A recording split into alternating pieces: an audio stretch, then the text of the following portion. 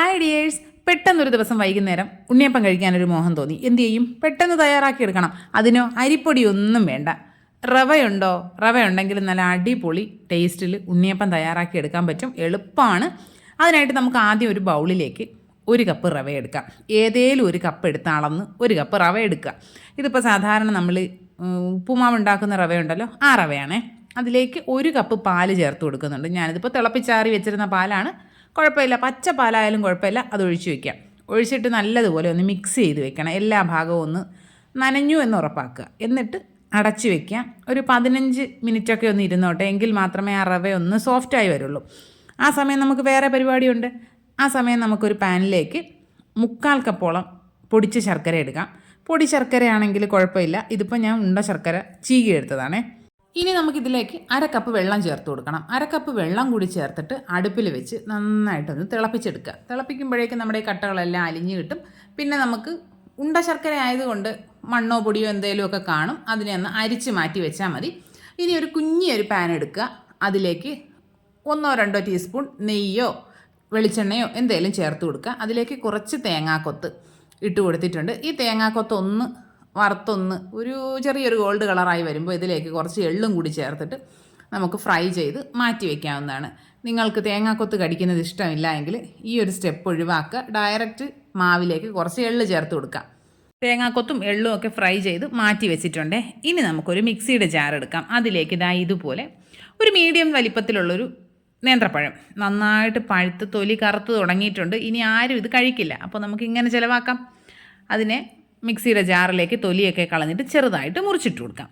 ഇനി ഇതിലേക്ക് നമുക്ക് ചേർക്കേണ്ടത് ചെറിയ ജീരകമാണ്. ഒരു 1/4 ടീസ്പൂൺ ചെറിയ ജീരകം ചേർത്ത് കൊടുക്കാം. പിന്നെ ഒരു 3-4 ഏലക്കായുടെ കുരുവും കൂടി ചേർത്ത് കൊടുക്കാവുന്നതാണ്. പിന്നെ നിങ്ങളുടെ കയ്യിൽ ഈ റോബസ്റ്റ പഴമാണുള്ളത് എങ്കിലും ചേർക്കാവുന്നതാണ്. ചെറുപഴമാണെങ്കിലും ചേർക്കാം കേട്ടോ, കുഴപ്പമൊന്നുമില്ല. ഏലക്കായുടെ കുരുവും കൂടി ചേർത്തിട്ട് നമുക്കിതിനെ നന്നായിട്ട് അരച്ചെടുക്കാം. ഈ പഴം നല്ലതുപോലെ അരഞ്ഞോ എന്ന് ഉറപ്പാക്കണം കേട്ടോ. വലിയ ജാറുകളിലൊക്കെ ആണെങ്കിൽ ചിലപ്പോൾ പഴം അരയാതെ കിടക്കും. അങ്ങനെ കിടക്കാൻ പാടില്ല. പഴം നല്ലതുപോലെ അരച്ചെടുക്കാം. ഇനി നമുക്കിതിലേക്ക് ചേർക്കേണ്ടത് നേരത്തെ നമ്മൾ കുതിർത്ത് വെച്ചിരിക്കുന്ന റവയും പാലും കൂടി ഉണ്ടല്ലോ, അതാണേ. റവയും പാലും മാത്രമേ ചേർത്തിട്ടുള്ളൂ, വേറെ ഒന്നും ചേർത്തിട്ടില്ല അതിൽ. അത് മിക്സിയിലേക്ക് ചേർത്ത് കൊടുക്കുക. എന്നിട്ട് നമ്മുടെ ശർക്കരപ്പാനി കുറേശ്ശെ ചേർത്ത് കൊടുക്കാം. ഇപ്പോൾ ശർക്കരപ്പാനി ഏകദേശം ചൂടാറിയിട്ടുണ്ട്. നന്നായിട്ടൊന്ന് ചൂടാറിക്കോട്ടെ. ചെറിയൊരു ചൂടുണ്ടായാലും കുഴപ്പമില്ല, പക്ഷെ നല്ല ചൂടിൽ ഒരിക്കലും ചേർക്കാൻ പാടില്ല. ഇപ്പോൾ ശർക്കരപ്പാനിയുടെ കുറച്ച് ഭാഗം ഇതിലേക്ക് ഒഴിക്കുക. മുഴുവനായിട്ട് ഒഴിച്ചു കഴിഞ്ഞാൽ അരഞ്ഞൊക്കെ കിട്ടാനൊക്കെ ഭയങ്കര ബുദ്ധിമുട്ടായിരിക്കും. അതുകൊണ്ട് കുറച്ച് ഒഴിച്ചിട്ട് നമ്മുടെ പരുവത്തിനനുസരിച്ച് അരച്ചെടുക്കുക. പരുവത്തിനനുസരിച്ച് എന്ന് പറഞ്ഞത് ചില മിക്സികളിൽ വെള്ളം ഒരുപാട് ചേർക്കേണ്ടി വരും, ചിലതിൽ വെള്ളം തീരെ ചേർക്കേണ്ടി വരില്ല. അതൊക്കെ നിങ്ങളുടെ ആ ഒരു മിക്സിയുടെ രീതി അനുസരിച്ച് ഒന്ന് അരച്ചെടുത്താൽ മതി. ഇപ്പോൾ ഇങ്ങനൊരു കൺസിസ്റ്റൻസിയിലാണ് നമുക്ക് ബാറ്റർ കിട്ടിയേക്കുന്നത്. നല്ല തിക്കായിട്ടുള്ള ഒരു ഇഡ്ഡലി മാവിൻ്റെ കൺസിസ്റ്റൻസിയാണിത്. ഒരു പാത്രത്തിലേക്ക് ഒഴിച്ചു കൊടുക്കുക. എന്നിട്ട് നമ്മുടെ ബാക്കി ശർക്കരപ്പാനി ഉണ്ടല്ലോ, ഇനി ഒരു 1/4 കപ്പോളം ശർക്കരപ്പാനി ഇരിപ്പുണ്ട്. അതിൽ നിന്ന് നിങ്ങളുടെ മധുരത്തിന് ആവശ്യമായിട്ടുള്ളത് ചേർക്കാവുന്നതാണ്. ഞാനിപ്പോൾ ഇതിലേക്കൊരു 2 ടേബിൾ സ്പൂൺ ശർക്കരപ്പാനി ബാക്കി വെച്ചിട്ട് മുഴുവനായിട്ട് ഒഴിച്ചിട്ടുണ്ട്. അപ്പോൾ തന്നെ എനിക്ക് അത്യാവശ്യം നല്ല മധുരം തോന്നിയിട്ടുണ്ടായിരുന്നു. പിന്നെ നമ്മൾ പഴം ചേർത്തിട്ടുള്ളത് കൊണ്ട് പഴത്തിൻ്റെ മധുരം കൂടിയുണ്ട്. അപ്പോൾ നിങ്ങളുടെ മധുരത്തിനനുസരിച്ചിട്ട് ചേർക്കാവുന്നതാണ്. ശർക്കരപ്പാനി കൂടെ ചേർത്തിട്ട് നല്ലതുപോലെ മിക്സ് ചെയ്തെടുക്കുക. ഇനി നമുക്കിതിലേക്ക് കുറച്ച് പഞ്ചസാര ചേർത്ത് കൊടുക്കണം. 1 ടേബിൾ സ്പൂൺ പഞ്ചസാര ഞാനിപ്പോൾ ചേർത്ത് കൊടുക്കുന്നുണ്ട്. നമ്മൾ ശർക്കര ചേർത്തിട്ട് എന്ത് പലഹാരം ഉണ്ടാക്കുമ്പോഴും അതിൽ കുറച്ച് പഞ്ചസാര ചേർക്കുന്നത് നല്ല ടേസ്റ്റാണ്. കാരണം ഈ ശർക്കരയുടെ ഒരു കുത്തുന്ന ടേസ്റ്റ് ഉണ്ടാവുമല്ലോ, പഞ്ചസാര ചേർക്കുമ്പോൾ അതങ്ങ് പോയി കിട്ടും. ഇനി ഇതിലേക്ക് നമുക്കൊരു 2 നുള്ള് ഉപ്പ് ചേർത്ത് കൊടുക്കാം. ഉപ്പും കൂടി ചേർത്ത് കഴിയുമ്പോഴേ അതിൻ്റെ ടേസ്റ്റ് ഒന്ന് ബാലൻസ് ആയി കിട്ടുള്ളൂ. ഉപ്പ് കൂടി ചേർത്തിട്ട് നല്ലതുപോലെ മിക്സ് ചെയ്യുക. അതിനുശേഷം നമ്മൾ നേരത്തെ വറുത്ത് വെച്ചിരിക്കുന്ന തേങ്ങാക്കൊത്തും എള്ളും കൂടി ഉള്ളതുണ്ടല്ലോ, അത് മുഴുവനായിട്ടും ഇതിലേക്ക് ചേർത്ത് കൊടുത്തിട്ട് മിക്സ് ചെയ്തെടുക്കണം. ചില റവകളിൽ നന്നായിട്ട് വെള്ളം വേണ്ടി വരും. അപ്പോൾ അതിനനുസരിച്ച് ഒരുപാട് തിക്കാണ് ബാറ്റർ എന്ന് തോന്നുകയാണെങ്കിൽ 1-2 ടീസ്പൂൺ പാല് ചേർത്ത് കൊടുത്താൽ മതിയാകും. അതും ഒരുപാട് ആദ്യമേ ഒഴിക്കരുത്, കുറേശ്ശെ ഓരോ ടീസ്പൂൺ വീതം ഒഴിച്ചിട്ട് നല്ലൊരു കൺസിസ്റ്റൻസി ആക്കി എടുക്കണം. ഒരുപാട് അങ്ങ് തിക്കായി പോകാനും പാടില്ല, എന്നാൽ ഒരുപാട് ലൂസായി പോകാനും പാടില്ല. നമ്മളെ സാധാരണ ഉണ്ണിയപ്പത്തിൻ്റെ ആ ഒരു കൺസിസ്റ്റൻസി ഉണ്ടല്ലോ, അതിലാക്കി എടുക്കണം. നമ്മളിതിലേക്ക് ബേക്കിംഗ് സോഡയോ ബേക്കിംഗ് പൗഡറോ ഒന്നും ചേർക്കുന്നില്ല, റെസ്റ്റ് ചെയ്യാനും വെക്കുന്നില്ല. ഇതാ നമ്മുടെ ബാറ്റർ റെഡി ആയിട്ടുണ്ട്.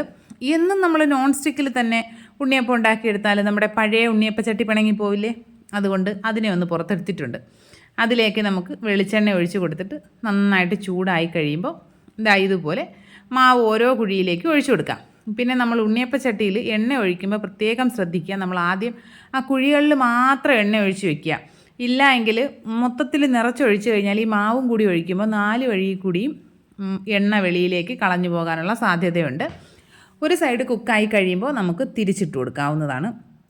പിന്നെ മാവ് നമ്മൾ ഒഴിക്കുന്ന സമയത്ത് അത്യാവശ്യം നന്നായിട്ട് ചൂടുണ്ടായിരിക്കണം എണ്ണയിൽ. മാവ് ഒഴിച്ച് കഴിഞ്ഞിട്ട് ഫ്ലെയിം ഒന്ന് മീഡിയത്തിലാക്കി കൊടുക്കുക. അതും നിങ്ങളുടെ ആ ഒരു ബർണറിൻ്റെ വലിപ്പം അനുസരിച്ചൊക്കെ വ്യത്യാസം വരും. ഏറ്റവും വലിയ ബർണറൊക്കെ ആണെങ്കിൽ ലോ ഫ്ലെയിമിലിട്ട് വേണം കുക്ക് ചെയ്തെടുക്കാനായിട്ട്. പിന്നെ ശ്രദ്ധിക്കേണ്ട കാര്യം, നമ്മുടെ ഏറ്റവും സെൻറ്ററിലുള്ള കുഴിയിലുണ്ടല്ലോ, അതിൽ മാവ് ഏറ്റവും ലാസ്റ്റേ ഒഴിക്കാൻ പാടുള്ളൂ. ആദ്യമേ ഒഴിച്ചു കഴിഞ്ഞാൽ നമ്മൾ ബാക്കിയെല്ലാം ഒഴിച്ച് വരുമ്പോഴേക്കും അത് കരിഞ്ഞിട്ടുണ്ടാവും. ചൂട് മുഴുവനായിട്ട് ആ ഒരു ഭാഗത്താണല്ലോ അടിക്കുന്നത്. അപ്പോൾ ഇങ്ങനെയുള്ള കാര്യങ്ങളൊക്കെ ശ്രദ്ധിക്കുക. തിരിച്ചും മറിച്ചുമൊക്കെ ഇട്ട് ഒരു ചെറിയൊരു ഗോൾഡ് കളർ വരുമ്പോൾ നമുക്ക് കോരിയെടുക്കാം. ഒരുപാട് അങ്ങ് ഡാർക്ക് കളറാക്കാൻ നിൽക്കരുത്. കാരണം നമ്മളിത് പുറത്തെടുത്ത് വെച്ചിരുന്നാലും കുറച്ച് സമയം കഴിയുമ്പോഴേക്കും കുറച്ചുകൂടി ഒരു ഡാർക്കർ ഷെയ്ഡ് വരും. അപ്പോൾ അതുകൊണ്ട് ആ ഒരു കളർ ഒന്ന് ശ്രദ്ധിച്ചോളുക. കരിഞ്ഞു പോകാതിരിക്കാൻ പ്രത്യേകം ശ്രദ്ധിക്കണം. നമ്മുടെ ഫ്ലെയിമിൻ്റെ ആ ഒരു ചൂട് നമ്മളെപ്പോഴും ശ്രദ്ധിക്കുക.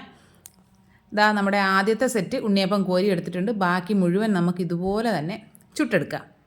അടിപൊളി ടേസ്റ്റാണ്. നിങ്ങൾ ഇതുവരെ ഇങ്ങനെ ഒരു ഉണ്ണിയപ്പം ട്രൈ ചെയ്ത് നോക്കിയിട്ടില്ലെങ്കിലും മസ്റ്റായിട്ടും ട്രൈ ചെയ്ത് നോക്കുക. അടിപൊളി ടേസ്റ്റാണ്, എല്ലാവർക്കും ഇഷ്ടപ്പെടും. പിന്നെ നമ്മുടെ വീട്ടിൽ എപ്പോഴും ഉണ്ടായിരിക്കുന്ന സാധനങ്ങൾ മാത്രമാണ് ഉപയോഗിച്ചിരിക്കുന്നത്. നല്ല സോഫ്റ്റ് ആയിട്ടുള്ള ഉണ്ണിയപ്പമാണ്. അപ്പോൾ എല്ലാ കൂട്ടുകാരും ട്രൈ ചെയ്ത് നോക്കുക. ഫീഡ്ബാക്ക്സ് കമൻറ്റ് ബോക്സിൽ അറിയിക്കുക. വീഡിയോ ഇഷ്ടപ്പെട്ട് കഴിഞ്ഞാൽ ലൈക്ക് ചെയ്യുക, കമൻറ്റ് ചെയ്യുക, ഷെയർ ചെയ്യുക, ചാനൽ സബ്സ്ക്രൈബ് ചെയ്യുക. ഇനി ഇതുപോലുള്ള അടിപൊളി വീഡിയോസുമായിട്ട് ഉടനെ തന്നെ കാണാം. അതുവരെ എല്ലാ കൂട്ടുകാർക്കും ബൈ.